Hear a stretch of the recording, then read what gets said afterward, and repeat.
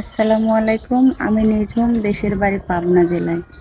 আমি একটা প্রবাসী ছেলেকে বিয়ে করতে চাই। কারণ আমি জানি যে দেশ ত্যাগ করে প্রবাসের মাটিতে যখন তারা পা রাখে আর কতটা পরিশ্রম করে, কতটা কষ্ট করে তারা জীবনযাপন করে।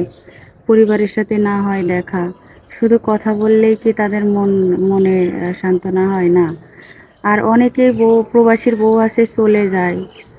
প্রবাসীরা যে কি পরিশ্রম করে, কষ্ট করে তার বউয়ের জন্যই তো, তাই না? তার ফ্যামিলির জন্য। অথচ তার বউ কি করে? তাকে রেখে চলে যায় অন্য ছেলের হাত ধরে।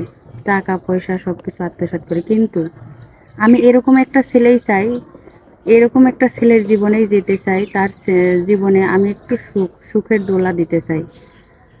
একটু বলতে কি, সারা জীবন তার হাত ধরে থাকতে চাই। সারা জীবন, বাকিটা জীবন তার হাত ধরে পথ চলতে চাই।